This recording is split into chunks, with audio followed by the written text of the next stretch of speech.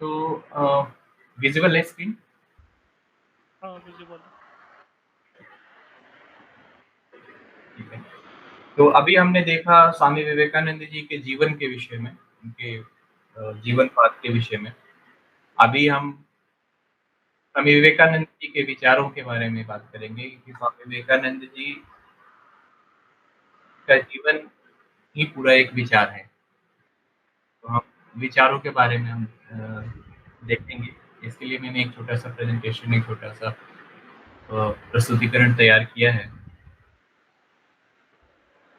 स्वामी विवेकानंद जी का हिंदुइज़्म के रिवाइवल में और आध्यात्मिक और दार्शनिक जो हिंदू वैदिक इतिहास और हिंदू वैदिक सभ्यता, साथ ही साथ प्राचीन इतिहास के प्राचीन भारत के दर्शन के विषय में जो जो भी उनके विचार थे और जो भी टीचिंग्स थे, वो आज के समय में भी काफ़ी प्रासंगिक है और विवेकानंद जी को श्रेय दिया जाना चाहिए कि उन्होंने पश्चिम से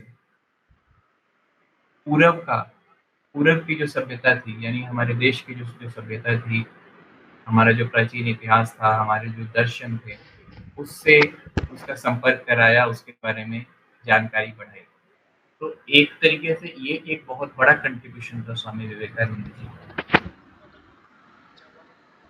तो और इसके साथ ही साथ विवेकानंद जी के विचार, जैसे विवेकानंद जी के एकता पर जो विचार थे, सहिष्णुता पे जो विचार थे, साथ ही साथ आपसी समझ का एक जो संदेश होता है, कोऑर्डिनेशन, म्यूचुअल कोऑर्डिनेशन की बात करते थे स्वामी विवेकानंद जी। वो आज की दुनिया में बहुत ज़्यादा इम्पोर्टेंट है और काफ़ी महत्वपूर्ण है। इसलिए क्योंकि आज जैसे धर्म के नाम पे संघर्ष चल रहा है, संप्रदाय के नाम पे संघर्ष चल रहा है, उग्रवाद, आतंकवाद जैसे मुद्दे चल रहे हैं। तो इस समय में उनकी टीचिंग्स और उनके जो थॉट्स थे, एक शांतिपूर्ण और एक सामंजस्यपूर्ण सामाजिक एक समाज को बनाने में मदद कर सकते हैं, जहाँ विभिन्न धर्मों, संस्कृतियों, विचारधाराओं को सम्मान और समान महत्व दिया जा सके।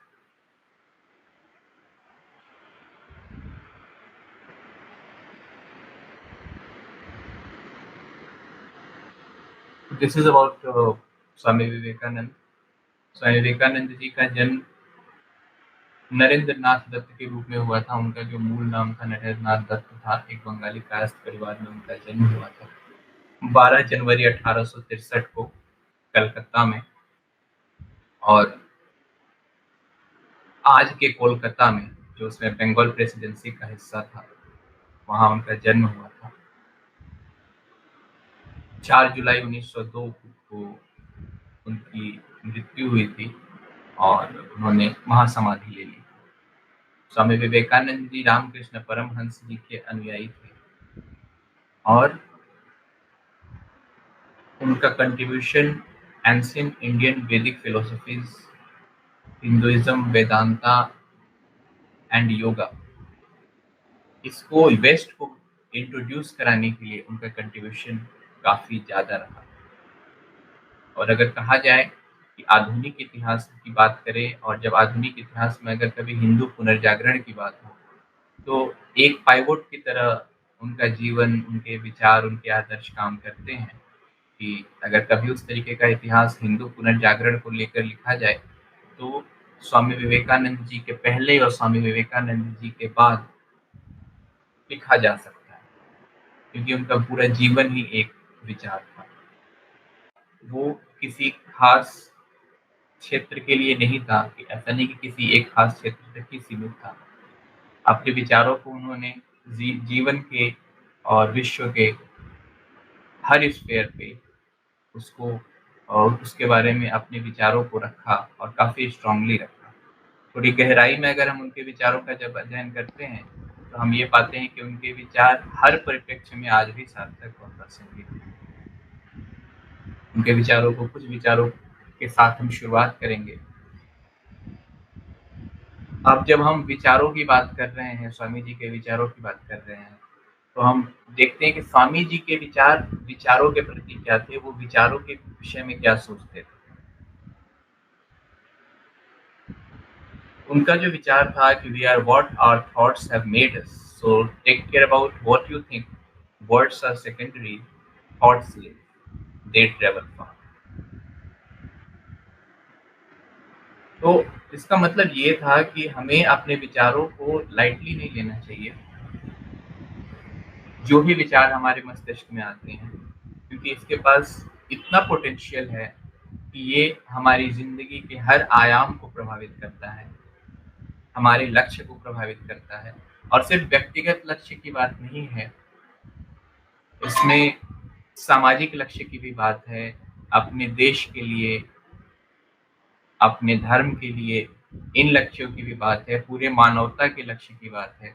वैश्विक लेवल पे भी इनका जो ये विचार है वो काफ़ी प्रासंगिक है। तो उनका यही कहना था कि we should not take our thoughts lightly which comes in our mind. एक बार जब विचार आ जाता है तो हमेशा ही जीवित रहेगा, उसका इम्प्लीमेंटेशन हम करें या ना करें।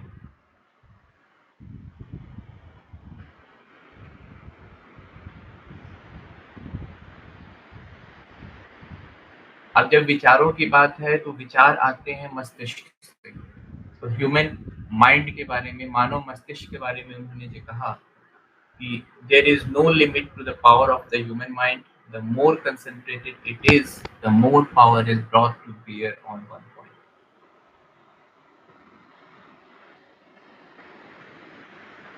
यहाँ स्वामी जी इस बात पर जोर दे रहे हैं कि मानव मस्तिष्क की कोई सीमा नहीं है, and we should not neglect the power of concentration. This concentration can makes us super power. आज हम देखते हैं कि there are lots of hurdles and diversion which divert us from our goals।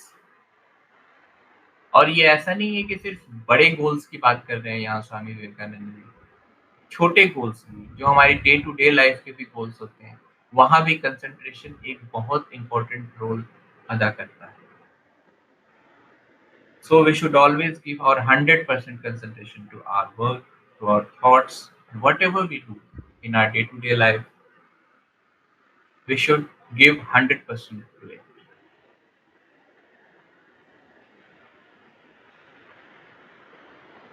When an idea exclusively occupies the mind, it is transformed into an actual physical or mental state। हमारे भौतिक बनावट में भी वो रिफ्लेक्ट करेगा, और हम जो काम करते हैं, जो छोटे से छोटा काम करते हैं, बड़े से बड़ा काम करते हैं, अपने आदर्शों को जो हम सेट करते हैं, उसमें भी वो चीज़ कहीं न कहीं रिफ्लेक्ट करेगी। तो इसलिए whatever we think we become same.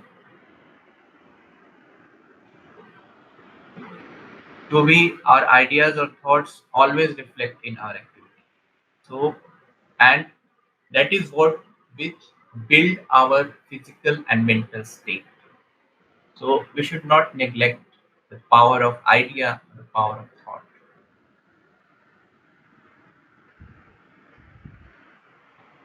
अब यहाँ स्वामी विवेकानंद जी बहुत बड़ी बात बहुत ही सारगर्भित रूप से कह रहे हैं। Take up, take up one idea, make up that one idea your life, dream of it, think of it, live on that idea, let the brain, the body, muscles, nerves, and every part of your body be full of that idea, and just leave every other idea alone। This is the way to success, and this is the way great spiritual giants are produced। एक कवि, यह तन नश्वर, वैभव धन नश्वर, नश्वर मानव संबंध अपार, शाश्वत सार्वभौम रह जाए, वो मानव का अर्जित विचार। कुछ यही बात स्वामी विवेकानंद जी कह रहे हैं। एक विचार जब आपके मस्तिष्क में आए तो उसे अपनी धमनियों में बहने दो, रक्त की तरह उसके बारे में सोचो, अपना तन मन उसको पूरे तरीके से अर्पित कर दो। physically and mentally, that should prevail you, and just left everything alone. इसके बाद कोई ऐसा कारण नहीं रह जाता, कोई ऐसा रीजन नहीं रह जाता जिससे कि आपको सक्सेस ना मिले। और जितने भी बड़ी-बड़ी घटनाएँ इस विश्व में हुई हैं, वो कहीं न कहीं एक आइडिया से निकला है और उन आइडियाज़ को इसी तरीके से इम्प्लीमेंट किया गया है। इतने इतने ही डेडिकेशन के साथ इम्प्लीमेंट किया गया है, तभी वो आइडिया उन आइडियाज़ का इम्प्लीमेंटेशन हो पाता है और वो फलीभूत हो पाती है और फिर वो एक रिज़ल्ट के रूप में हमारे सामने आता है। तो ये मैं मानता हूँ कि स्वामी विवेकानंद जी का जो ये विचार है, ये सारगर्भित रूप में कही गई बात है, लेकिन बहुत बड़ी बात कही है। जब विचारों की बात कर रहे हैं हम, तो इसके साथ विचारों का इम्प्लीमेंटेशन होता है, कार्यान्वयन होता है और कार्यान्वयन होने के बाद हम वर्क की तरफ जाते हैं, हम वर्क के विषय में सोचते हैं कि वो फलीभूत कैसे होगा। इसके लिए स्वामी विवेकानंद जी का विचार है, each work has to pass through these stages, ridicule, opposition, and then acceptance. Those who think ahead of their time are sure to be misunderstood.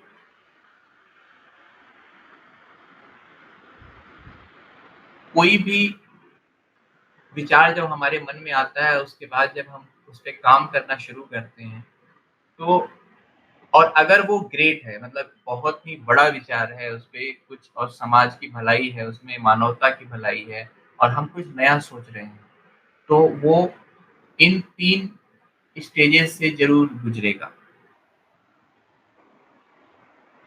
समाज आपका मज़ाक उड़ाएगा, उपहास उड़ाएगा। ऐसा इसलिए क्योंकि समाज ने अभी तक उसको देखा नहीं है और वो इसके बारे में अवेयर नहीं है।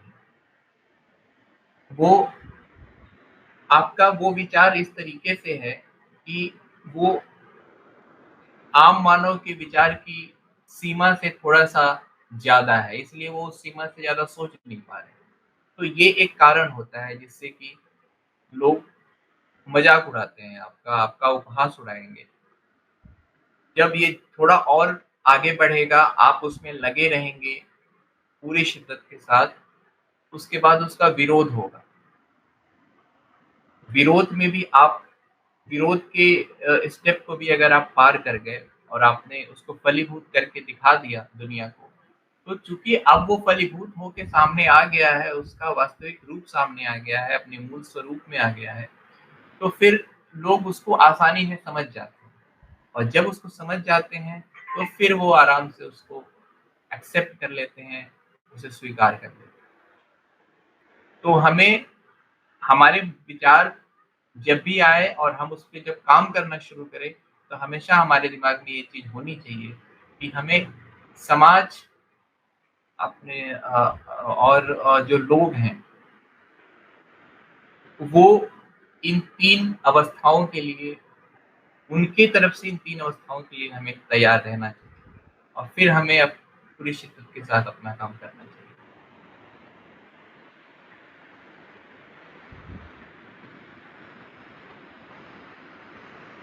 और जब हम काम कर रहे हैं, किसी लक्ष्य को लेके, किसी महान लक्ष्य को लेकर, तो इसके बारे में स्वामी विवेकानंद जी का विचार है कि हमें कम्फर्ट ज़ोन से बाहर आना चाहिए। जैसे comfort is no test of truth, truth is often far from being comfortable. We will not be able to know about the truth of anything if we are in the comfort zone. जब हम comfort zone से बाहर आ जाएँगे, तो उस truth को, उस सत्य को हम जान जाएँगे और उसके बाद हम उस लक्ष्य को आसानी से प्राप्त कर पाएँगे। तो किसी भी बड़े लक्ष्य को प्राप्त करने के लिए और मेरे हिसाब से छोटे से छोटे लक्ष्य को भी प्राप्त करने के लिए हमें कम्फर्ट ज़ोन से बाहर आना चाहिए। जब किसी दिन ऐसा हो कि हमें कोई समस्या ना आए, इसका अर्थ कहीं न कहीं स्वामी विवेकानंद जी ने ये कहा है कि आप गलत रास्ते पे चल रहे हैं। In a day when you don't come across any problems, you can be sure that you are traveling in the wrong path.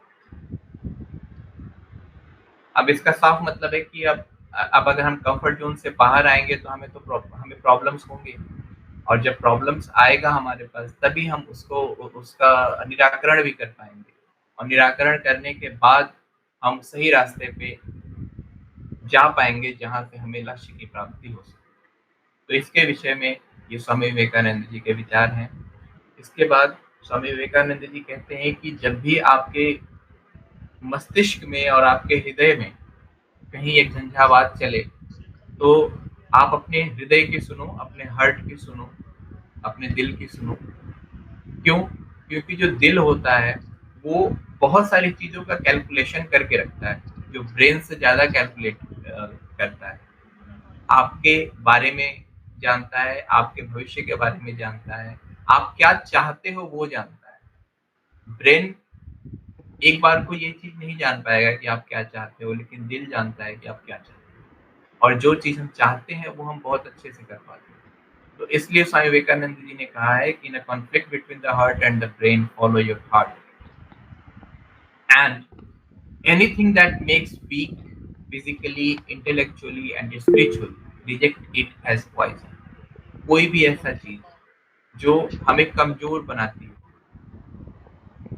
वो चाहे हमें बौद्धिक रूप से कमजोर बनाती हो, हमें फिजिकली भौतिक रूप से कमजोर बनाती हो, या आध्यात्मिक रूप से कमजोर बनाती हो, हमें उसे तुरंत उसका त्याग कर देना चाहिए।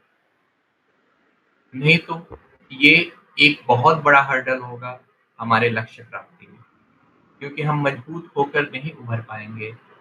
इसलिए स्वामी विवेकानंद जी ने कहा है कि जल्द से जल्द हमें इन अगर ऐसा कोई चीज है जो हमें कमजोर बना रहा है किसी भी परिप्रेक्ष्य से, तो हमें उसे तुरंत त्याग देना चाहिए। फिर स्वामी विवेकानंद जी कहते हैं, stand up, be bold and take the blame on your own shoulders, do not go about throwing mud at others, for all the faults you suffer from, you are the sole and only cause.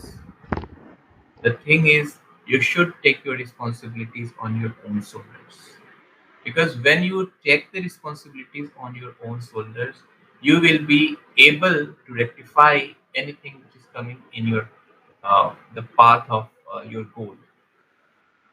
तो दूसरों को blame करने से better है कि हम ownership लें और अपने कंधों पे सारी जिम्मेवारियां लें। अगर हम अपने कंधों पे जिम्मेवारियां लेते हैं तो फिर हमें लक्ष्य प्राप्ति से कोई नहीं रोक सकता, क्योंकि हम उन रास्तों, जो हमारे लक्ष्य तक का जो रास्ता है उसके बारे में, उसके ट्रफ एंड ट्रस्ट हमें पता हो।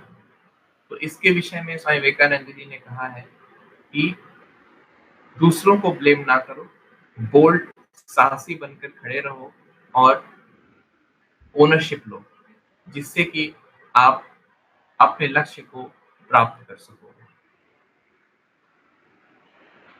ये कुछ स्वामी विवेकानंद जी के विचार थे जो मैंने आपके सामने रखे।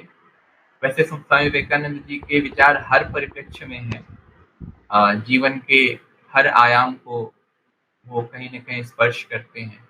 लेकिन एक ये मेरी मेरी तरफ से एक छोटी-सी कोशिश थी कि उनके कुछ विचारों पर एक प्रेज़ेंटेशन दिया जाए, ताकि वो पता चल सके कि नहीं तो इन विचारों की प्रासंगिकता क्या है, इन विचारों का मतलब क्या है, और हम आज के जीवन में उन विचारों को कैसे लागू कर सकते हैं और उनसे कैसे लाभ ले सकते हैं। धन्यवाद।